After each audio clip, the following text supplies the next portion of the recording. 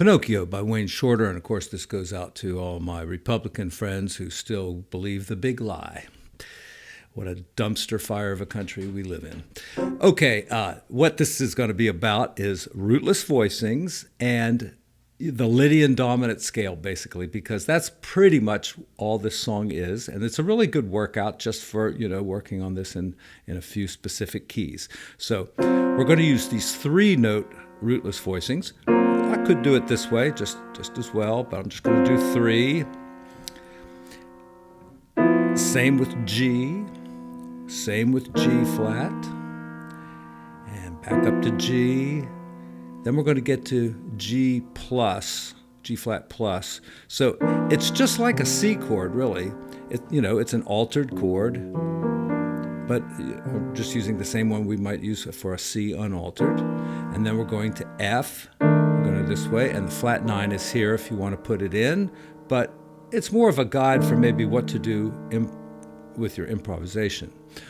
Okay, then G flat 7 altered again. So it's really just back to the same chord. I don't know why they had to use 2 different chord symbols there, but I mean, you could add like a sharp 9 to it maybe, but it doesn't make much difference. F13 again, and all these ones that say 13, the 13 is the note up here on top.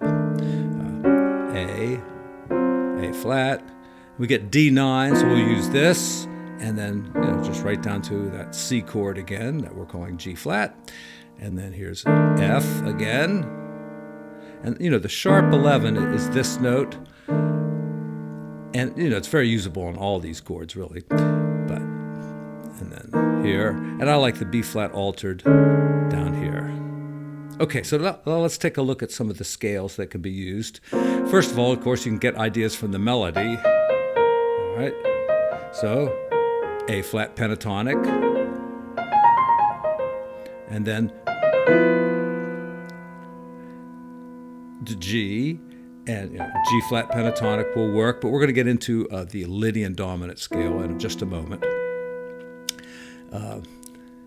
We get G flat 13, and notice too that when the melody note is on the and of 4, in other words, just a half a beat before the measure starts, you usually hit the chord there too. So from the top, 1, it sounds better to hit them all together. Same here, even though the chord's down on the next line, hit it with that B flat.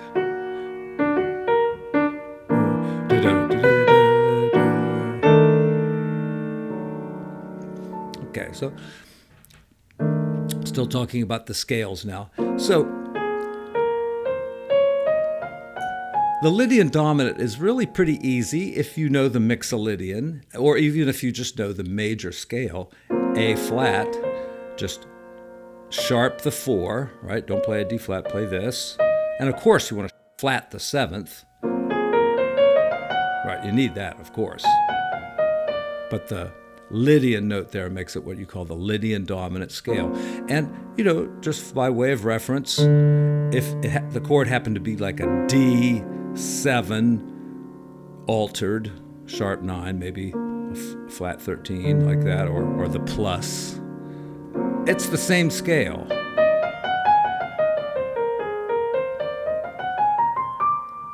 Okay. All right, so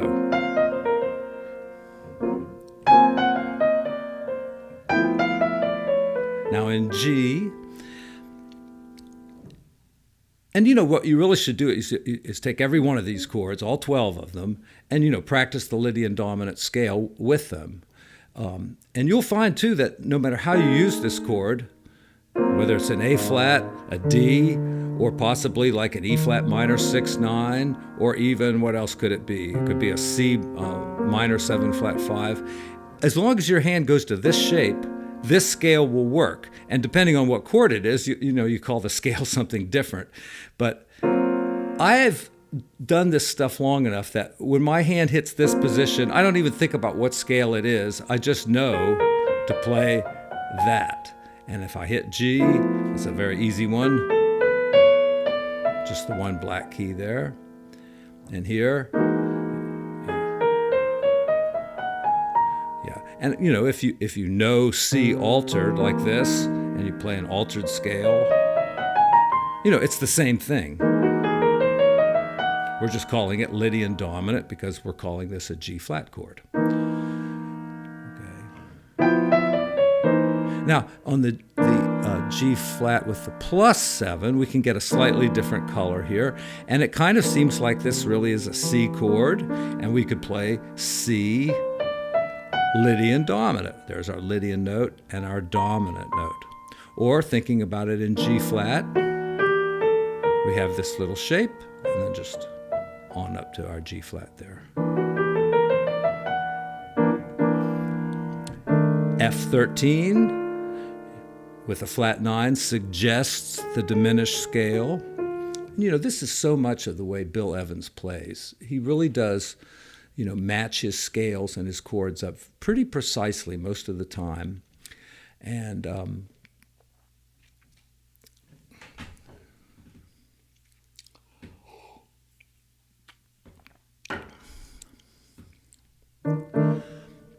you know, people will kind of put down this chord scale theory thing, and I can understand that because, you know, first and foremost, your solo should just be melodic and not worry too much about the scales. But knowing the scales will help you find those good melodies. All right, so this does suggest the diminished scale. And let's just look at F major scale for a second. Sorry. All right. Now, since it's a dominant chord, we want to flat the 7. And we also love the flat 5 there. And then we want to mess around here with these 4 notes. And that gives us the diminished scale then. If you're trying to improvise with the diminished scale and you're having to think whole step, half step, whole step, then you just don't know the diminished scale well enough. I mean, you have to do it kind of without thinking. Your fingers have to know it. So, you know, spend a few minutes working on, you know, the scale. Just be able to do it, be able to talk at the same time, perhaps. You know, maybe do some little, you know, staircase patterns or whatever, but know the scale really well, and then you can improvise with it. You know, having to analyze what it is and think about whole steps and half steps, you just don't have time for that. So a lot of this, of course, is getting it under what you call automatic recall. And I just said that a second ago when I say, when I play a chord like this, my fingers just know where to go. You know, it just goes to that Lydian dominant scale. And I actually played it as like a G minor melodic ascending, which is where all these scales come from, the Lydian dominant and the altered scale. They're just modes of the minor melodic ascending. So if we had called that chord G minor, we might think that way. If we had called it C, we'd use the same notes and think this way. And if we're thinking G flat 7 altered, I say the wrong thing on these videos so often, so I'm trying to be careful. Then we would think about the altered scale from here. Let's just for the sake of convenience, let's just think of this as a C chord, and we'll do our Lydian dominant since that's our focus today. Here we have F13. Another very easy one because of the one black key. And then we jump up to A. There's our Lydian note and our dominant note, and then down a half step. All right, D flat. We'll think about D flat Lydian dominant here. There's the Lydian note. And of course, that's also G altered. You know, if I had put a G there. But, you know, once again, you know, when your hand goes here, this hand, you know, needs to be ready to play the appropriate scale, kind of without thinking. Then we're down a half step. That's the altered. But, you know, if we were thinking D flat, Lydian dominant, and C Lydian dominant, that might be easier to think of. I don't know. And then F. the chord tells you to play that Lydian note. That's the sharp 11, or we just call it the raised fourth. Back to our G flat, and now this one, is not this scale. It's the Lydian dominant on G flat. All right, and if you just go down a whole step, you could think of this as it's a whole step down from G flat E. So you think of E Lydian dominant, and like I said, that happens to also be B flat altered. B flat altered, yeah. All right, this is one of the harder ones because there's some black keys in there, and then they're all confused up there. You got these three, and then you got that one. All right, it's easy to think of this as an E chord because.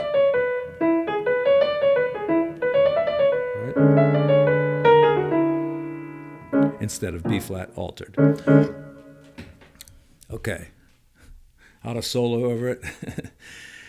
Go slowly at first, of course, and use some pentatonics in there. Those work really well too.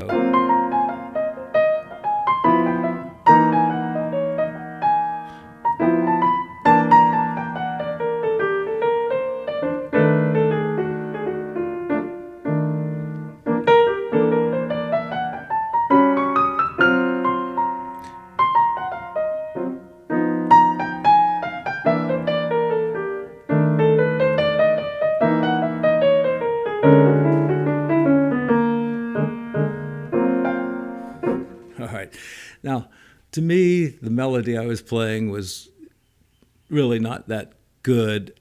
I was just really trying to hit the key scales.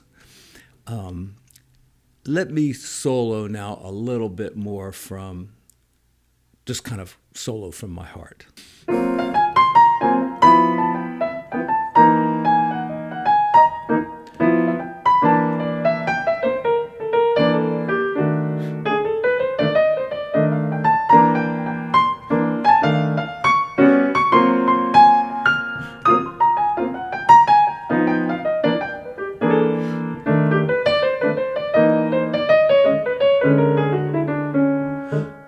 I think the first half of it was pretty good. Let me try the last line or two starting on D flat, see if I can work out a better idea.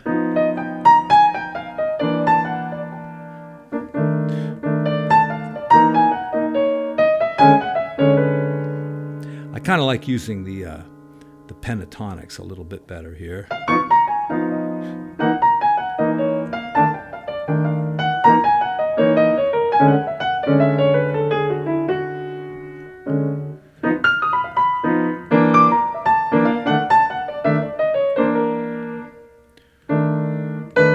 Just the last three chords are giving me fits.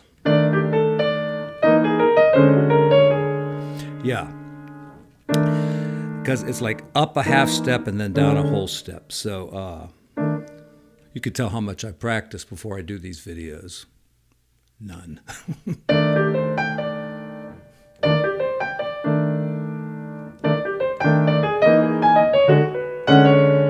Yeah, doing something kind of parallel with both hands seems to work pretty well.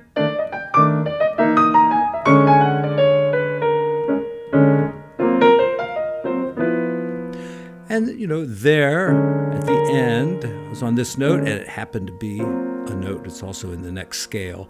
Now, this won't happen too often because we're just moving chromatically, but sometimes it does. Yeah, there's not too much in common between this scale and this scale. I guess this note.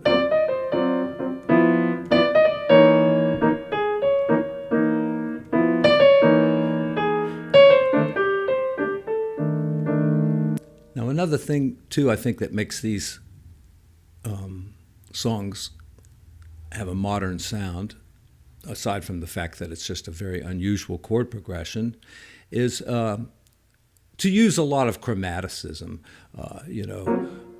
Let's see what we could do.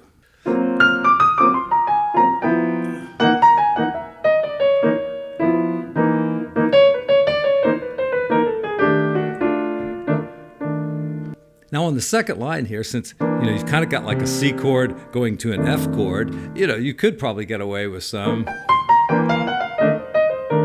have some bluesy kind of ideas, or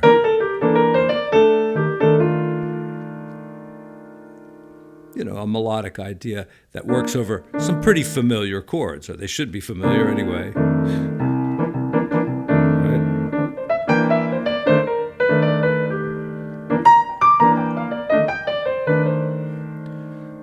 Back to some of the odd stuff.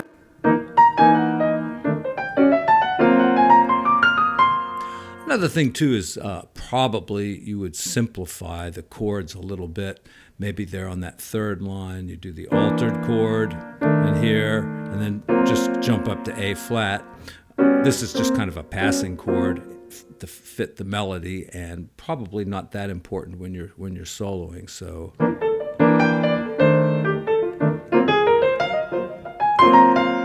Yeah, I think I'd leave out the A, though, if you've played the melody of the song enough and you really have the idea of this song in your heart, maybe that A fits in nicely.